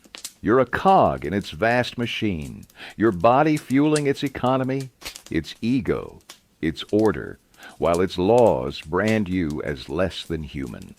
The lupanar's walls, scratched with your name, hold you captive, and the system that lifts senators to glory keeps you shackled to stone. As Vesuvius watches its peak, a quiet threat, you stand in your cell, caught in a web of hypocrisy and power, wondering if the gods will bury this city before you ever taste freedom. Rome thrives on your labor, and the lupanar is no exception. The brothels are taxed, their coins flowing into the city's coffers, funding the forum's gleam. The aqueducts rush, the feasts where senators toast their own virtue. Every bronze, as you earn every client you endure, adds to Pompeii's wealth, but you see none of it. The Leno takes his cut, the tax collectors theirs, leaving you with crumbs enough for a loaf, maybe a scrap of fish, never enough to climb out. You're a line in Rome's ledger, your body, a resource as vital as grain or wine, but valued less than the mules that haul them. The lupanar's walls with their crude graffiti are a marketplace of their own, and you're the goods bartered and spent your worth measured in moments, not years. The law is your enemy, a blade dressed in scrolls and rhetoric. Rome brands you infamies, a status that strips you of rights as cleanly as a butcher's knife. You can't marry, can't inherit, can't stand in a court to plead your case. If a client beats you, the law looks away. If the Leno starves you, it nods approval. You're not a citizen, not a person, but a shadow your existence tolerated only because it serves. Yet the same senators who draft these laws slip into the lupanar at night, their togas shed their faces, flushed with wine and want. They scorn you by day preaching virtue in the forum, but by night they're your clients, their coins as dirty as their hands. Hypocrisy is Rome's true emperor, and you're its unwilling priestess, serving its desires while bearing its shame. The system is a cage, its bars forged by greed and power. The Leno owns you, his whip, a reminder that your body isn't yours. The clients use you, their coins a contract that buys your silence, not your consent. The city profits its grandeur built on your back, but offers no protection, no justice, no escape. You've seen girls try to break free running, to the docks hiding in alleys, only to be dragged back, their spirits broken, their bodies bruised. The lupanar's reach is long its allies in every tavern, every market stall.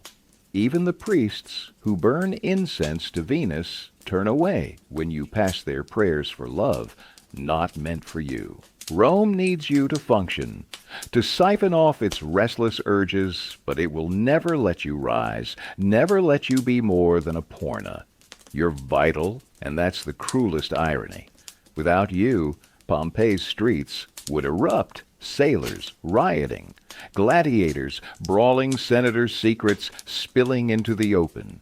You're the valve that keeps the city's pressure in check, the shadow that lets its light shine. The lupanar hums because of you, its coins feeding Rome's hunger, its clients leaving sated instead of raging. You see it in the tavern's calm, the market's order, the forum's pomp. Your body, your endurance holds Pompeii together, but the city repays you with scorn, branding you infamies while it counts your coins. You're the foundation buried under stone and hypocrisy, and no one will ever carve your name in marble. Yet you find ways to resist. to claw back pieces of yourself. You hide a coin, knowing the Leno's whip waits if you're caught. You scratch Livia into the wall, a silent scream against oblivion. You share a glance with another porna, a fleeting bond that says you're not alone. These acts are your rebellion, your refusal to let Rome's system erase you. You dream of a tavern, a stall, a life where your body is yours, but the dream is a fragile thing, crushed by a bad night or a client's fist. You've heard of pornae, who saved enough to buy freedom their names whispered like myths, but the path is steep and the Leno's greed steeper. Still, you hoard your coins, your hope a spark that burns, despite the odds. The other pornae are your mirror, their scars and defiance echoing yours. You see their small victories, a stolen crust, a hidden bead, a laugh that cuts through the lupanar's gloom. You share warnings of cruel clients, hold a trembling hand after a brutal night, pass a sip of water when the Leno isn't looking. These moments are your strength, a quiet alliance against a system that grinds you down. You're not friends. Trust is too risky, but you're comrades bound by the lupanar's weight. You wonder if they dream like you of a sea they'll never sail, of a name that outlasts stone. Their defiance, like yours, is a fire that Rome can't snuff out, a spark that lights the dark. Vesuvius looms its shadow, a reminder that nothing lasts, not Pompeii's glory, not the lupanar's chains. You stand in your cell, your body aching, your spirit battered but unbroken. Rome's system is a machine, and you're its fuel, but you're more than its parts. You're Livia, a woman who endures, who scratches her name, who hides her coins, who laughs when the world expects tears. The lupanar's walls hold you, but they can't own you, not fully. You're a porno, a shadow in Rome's light, but your defiance is a pulse, a breath, a vow that you'll keep fighting, if only for one more day, one more coin, one more name, carved in stone. As the city hums its hypocrisy, as thick as the night, you hold your head high, your spark a challenge to a system that needs you, but will never love you. The lupanar's shadows fade as dawn creeps through Pompeii's streets, but its weight lingers in your bones, Livia, a porna whose defiance burns brighter than the city's torches. Centuries later, your story, and those of the first prostitutes, lingers in history's margins, a whisper beneath the roar of empires. From Sumer's naditu to Greece's hetaerae, to Rome's pornae, you're half forgotten, your graves unmarked, your names scratched into crumbling walls, or lost to time's dust. Yet your lives shaped cities, temples, and civilizations, your bodies the unseen threads that wove their strength.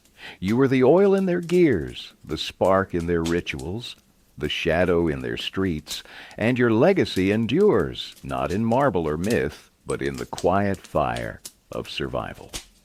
As Vesuvius sleeps, its threat a distant hum, you imagine your echo reaching across time, a testament to women who carried the world's weight and never broke. Your legacy is a tapestry woven from the lives of women like you across ancient worlds.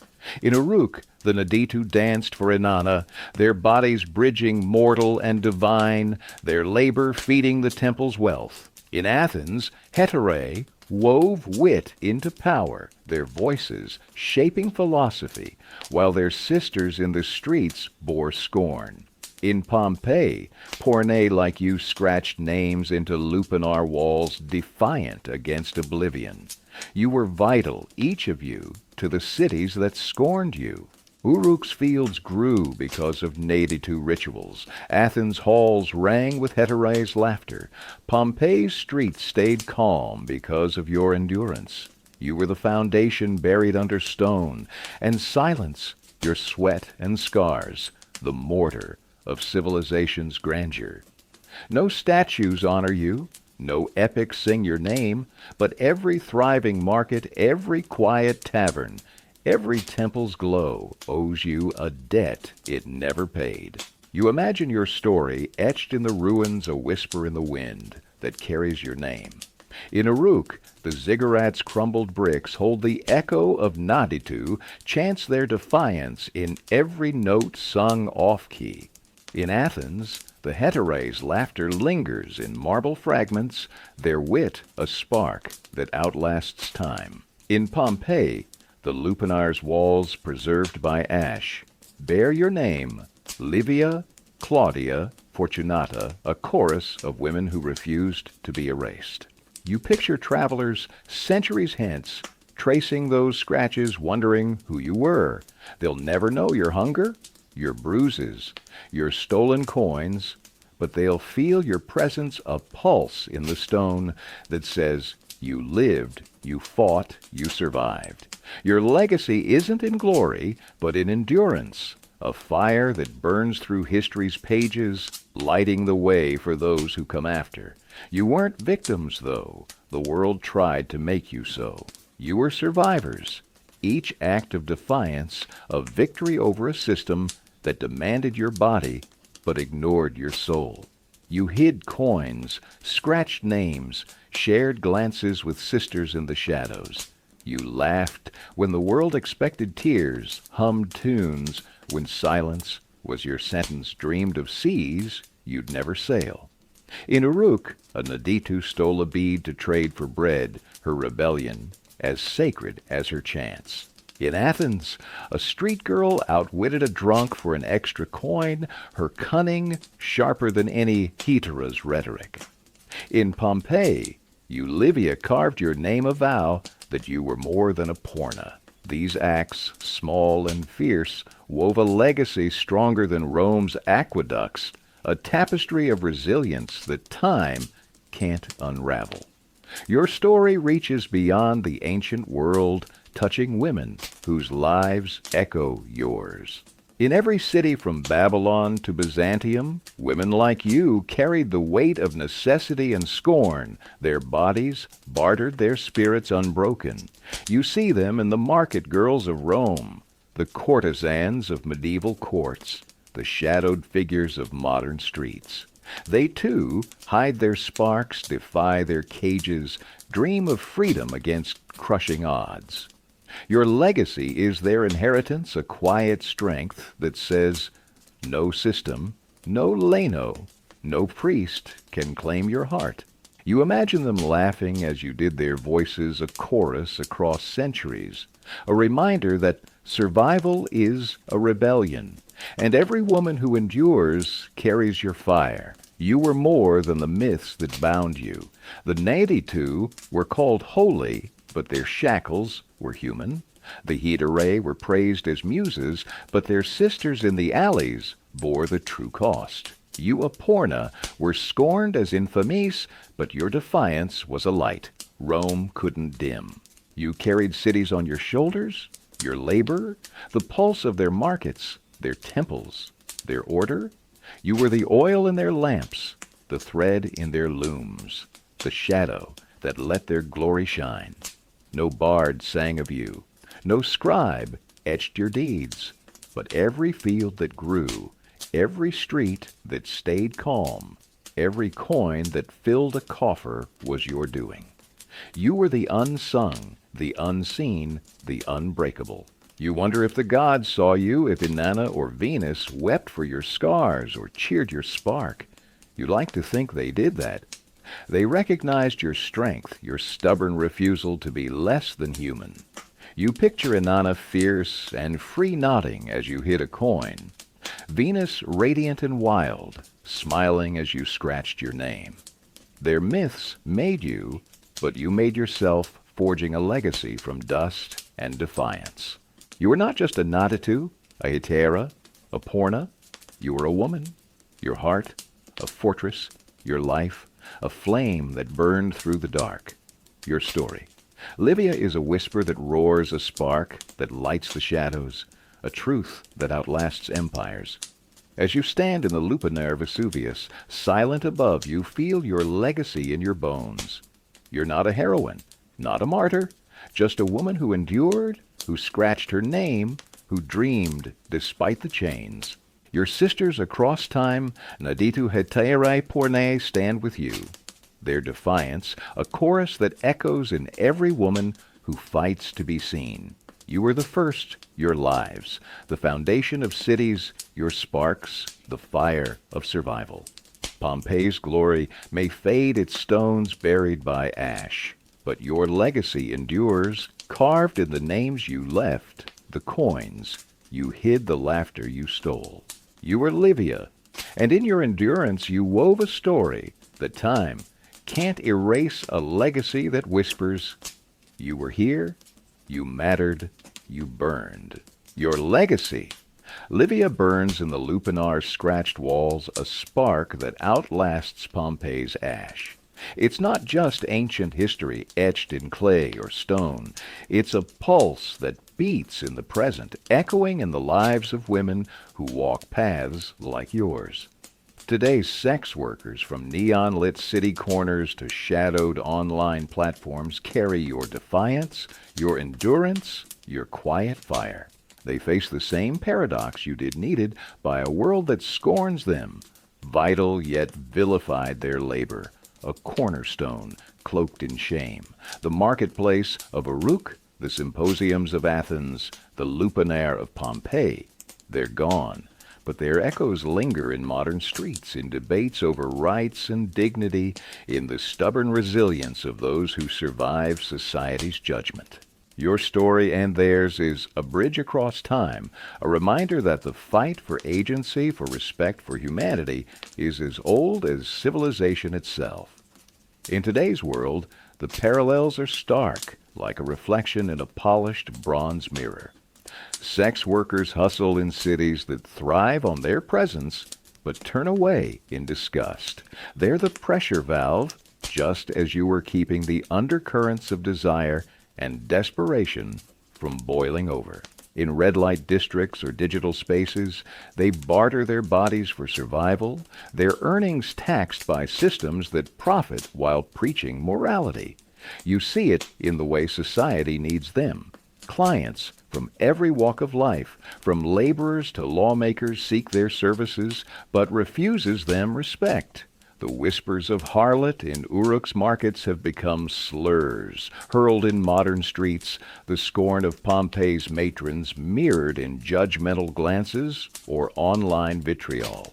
Your lupanar cell is their corner, their room, their screen, each a stage where necessity battles shame. The economics haven't changed much either. You hid bronze asses from the lino's greedy hands, just as today's workers dodge exploitative managers or platform fees that carve away their earnings. Your barley loaves and wilted greens find their echo in fast food meals or instant noodles bought with what's left after the system takes its cut. You bartered for a mat to sleep on. They scrape for rent for a bed that's theirs alone. The Leno's whip has softened into subtler threats, eviction exposure, or blacklists, but it's still a leash, keeping survival just out of reach. You knew the grind of a bad night when coins didn't come, and they know it too when clients ghost or payments bounce. The stakes are the same: eat or starve, endure or vanish, defy or break. The fight for rights mirrors your defiance, Livia. You scratched your name into stone, a rebellion against oblivion. Today's workers march, organize, and speak out, demanding decriminalization, safety, and dignity. Your hidden coins were a dream of freedom. Their advocacy is a fight for laws that protect rather than punish. In places where sex work is legalized, like parts of Nevada or New Zealand, they've clawed out slivers of power, but the battle's far from won. Most face the same infamy status you did: branded, marginalized, denied the rights of respectable citizens. You couldn't marry or inherit. They face stigma that bars them from jobs, housing, or custody of their children. The system, whether Roman or modern, profits from their labor while chaining their lives. Its hypocrisy as thick as the incense in Uruk's temples. You see your spark in their defiance. They hide earnings, dodge predators, build networks to share warnings or resources just as you shared glances with pornae in the lupanar. They laugh like you did at a client's absurdity or a society's double standards, their humor, a shield against despair. They carve their names not in stone, but in hashtags, in blogs, in protests, claiming a voice you could only whisper.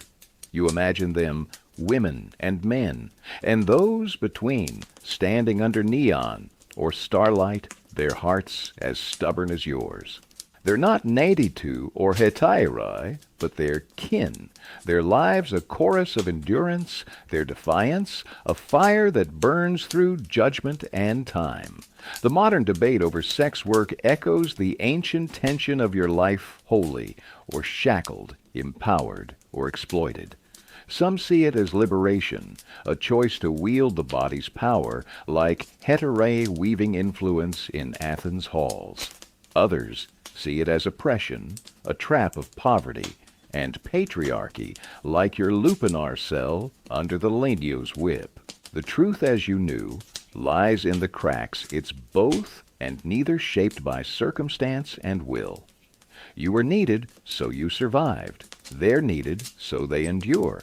The priest who scorned you but sought you at night is the politician who condemns them but browses their profiles. The wife who spat at you is the neighbor who whispers judgment but ignores the client next door. Hypocrisy hasn't changed, only its stage. Your legacy speaks in their fight for visibility.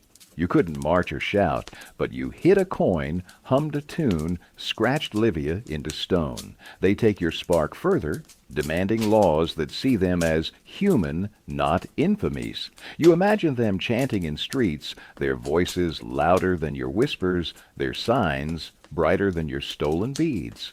They're not just surviving, they're reshaping the world inch by inch, law by law, heart by heart.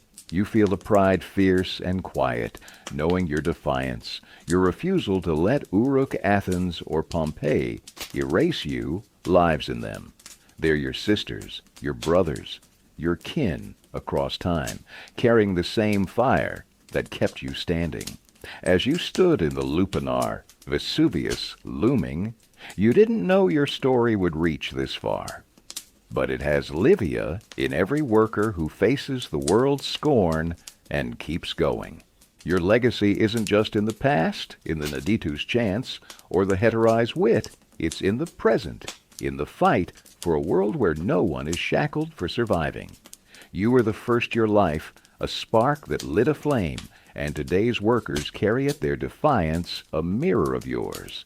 The next time you hear a slur, a law, a whisper of judgment, think of them, and of you women, men's souls who turn necessity into strength, who burned bright despite the dark. Your story?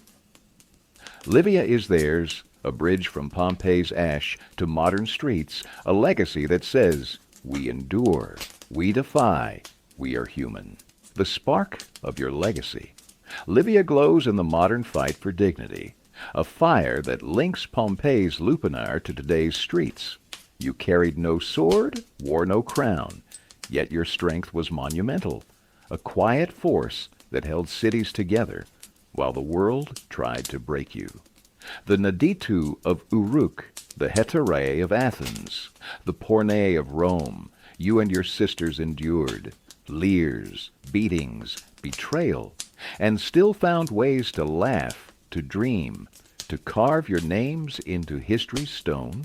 Your resilience wasn't just survival, it was a rebellion, a refusal to let scorn or shackles define you. That strength, fierce and unyielding, lives on in every soul who fights to be seen, to be free to be human against the odds, their defiance, a mirror of your own burning bright across centuries. You were the backbone of empires, though no bard sang your praise. In Uruk, your body fueled Inanna's rituals, ensuring the fields grew and the city thrived. In Athens, your sister's wit shaped philosophy, while your labor in the streets kept the peace. In Pompeii, Livia calmed the city's restless pulse, your lupanar cell a valve for its desires. You bore the weight of necessity, clients' hands, priests' greed, society's scorn, and carried it with a strength that could move mountains. No armor shielded you, no laurels crowned you, but you stood day after day, your heart a fortress against a world that demanded your body but ignored your soul. Your endurance was a quiet heroism, the kind that doesn't glitter but holds the world together. Your defiance was your crown, woven from moments no one saw. You hid a coin from the Lino's grasp, each bronze as a vow to outlast him. You scratched Livia into the lupanar's wall, your name a rebellion against oblivion. You laughed with another pornae, a brittle sound that mocked the client's arrogance. In Uruk, a naditu stole a bead, her fingers trembling with daring.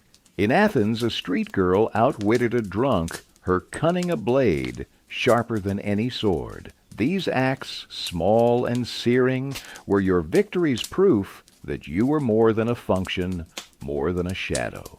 You found ways to dream of a tavern, a sea, a life where your body was yours, and those dreams fragile as they were kept your spirit alive, a flame no whip could snuff out. You endured betrayal, not just from clients or Lenos, but from a world that needed you, yet scorned you.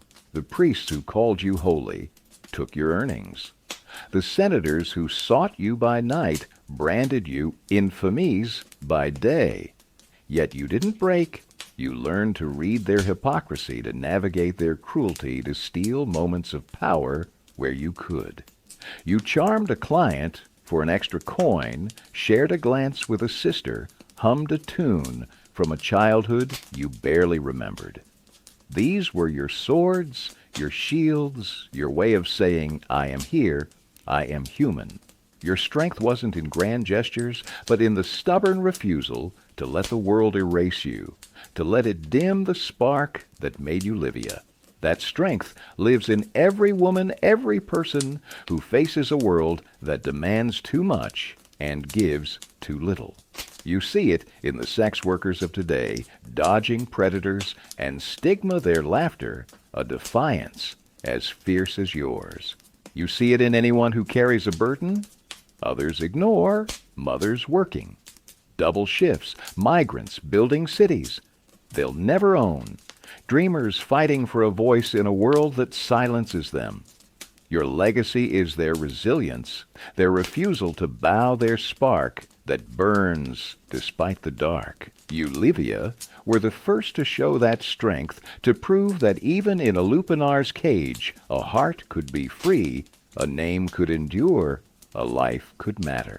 You imagine a hetaerae outwitting a philosopher, her smile sharper than his logic, her power a beacon in Athens' halls. You picture a naditu praying under Uruk's starlight, her whispered defiance louder than the temple's chants. You see yourself, Livia, hiding a coin, scratching your name, laughing when the legno turned away. These moments, fleeting but fierce, are the heart of your strength, the core of your legacy. They're not written in epics, not carved in marble, but they're etched in the bones of every soul who fights to be seen. Your sisters across time, naditu hetaerae pornae, stood with you, their hearts as stubborn, their lives as vital. Together, you wove a tapestry of resilience, its threads stronger than Rome's stone, its colors brighter than Vesuvius's ash. Your strength was in your humanity, in the way you held on to yourself despite the world's demands. You loved even when love was a risk, loved the stars, a sister's glance, a tune that carried you home. You dreamed even when dreams were a thief, dreamed of a tavern, a sea, a name that was yours alone. You laughed even when laughter was a rebellion, laughed at a client's folly, at a world too blind to see your worth. These were your monuments built not in stone, but in spirit, and they stand taller than any ziggurat, any forum, any empire. You were Livia, a porna, a woman, a spark, and your strength is a legacy that lifts every soul who dares to endure, as Vesuvius looms its silence, a promise of ruin. You stand in the lupanar, your body scarred, your heart unbroken. You carried Pompeii's desires, Uruk's rituals, Athens' dreams, and you did it with a strength that no leno, no priest, no law could crush. Your legacy is not just in the past, but in every heart that beats against the odds, every voice that refuses to be silenced, every name that claims its place. You were the first, Livia, and your strength is a fire that burns in every woman, every dreamer, every soul who fights to be human. Your life, your defiance, your spark. They're a beacon, a vow that no cage can hold a heart forever, that no scorn can dim a soul's light. Your strength. Livia is a fire that burns through the ages, a legacy woven from the defiance of naditu hetaerae and pornae, who carried cities on their shoulders. As you stand in the lupanar Vesuvius, casting its silent shadow, you feel the weight of your endurance, a spark that outlasts Pompeii's stone and Uruk's clay. Your story isn't just scratched into walls or whispered in modern streets. It's a roar, quiet but unyielding, that echoes across time. You had no hashtags, no platforms, no voice to shout beyond your grave, yet your life reaches us, carried by tablets, ruins, and the stubborn resilience of those who survived like you. You were holy, shackled, scorned, and sacred, the first to forge a path through necessity's fire, and your whisper shakes, history's foundations, a testament to the women who turned survival into defiance. You sit in our world now, Livia, watching from the shadows as we scroll screens, our Wi-Fi humming our lives, cushioned by comforts you never knew. We debate rights in air-conditioned rooms, share stories with a tap judge from afar, with words you'd never read. But you see us, don't you? You see the ones who carry your spark, sex workers fighting for dignity, dreamers battling scorn, souls enduring a world that demands too much. You had only a reed mat, a cracked jug, a shard to scratch your name, yet you built a legacy stronger than our steel, brighter than our screens. Your tools were defiance, laughter, a coin hidden from the lino's grasp, and with them you crafted a story that speaks to us, that demands we listen. Your whisper crosses centuries, a call to remember the women who fed cities and were fed only scorn. In Uruk, a naditu danced for Inanna, her feet bleeding, her heart defiant, and her labor kept the temple's lamps burning. In Athens, a hetaerae wove wit into power, while her sisters in the alleys hid coins for a dream of freedom. In Pompeii, Livia scratched your name, laughed with pornae, endured the lupanar's weight, and your spark lit a fire that Vesuvius couldn't bury. You were the first. Your lives, the pulse of markets, temples, streets, your defiance, the thread that held empires together. We walk on your foundations, our cities thriving, because you carried their weight, your scars, the mortar of our progress. You had no voice to shout, no scroll to write your truth, but you spoke in other ways. You hid a bead, hummed a tune, shared a glance with a sister, and those acts were your manifesto, your rebellion against a world that called you infamis. You dreamed of a tavern, a sea, a life where your body was yours, and those dreams, fragile as they were your revolution. You laughed, Livia, when the leno turned away, when a client's arrogance faltered, and that laughter was your anthem, a sound that echoes in every soul who defies the odds. Your story, carried by claystone and ash, reaches us a reminder that resilience is a language spoken in silence, in survival, in the stubborn refusal to be erased. We owe you, Livia, and your sisters across time. Our world, with its debates and dreams, stands on your shoulders. We fight for rights you couldn't claim, speak truths you couldn't voice, but we do it because you showed us how. You endured priests, Linos laws that branded you, and you did it with a heart that refused to break. Your legacy is our fight for dignity, for freedom, for a world where no one is shackled for surviving.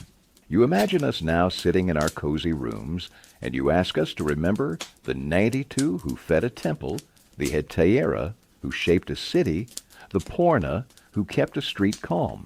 You ask us to see them, to see you, to honor the spark that burned through scorn and stone. Your life was a paradox, holy and shackled, needed and scorned. You were Inanna's vessel, but her chains were human. You were Athens' muse, but its alleys were your cage.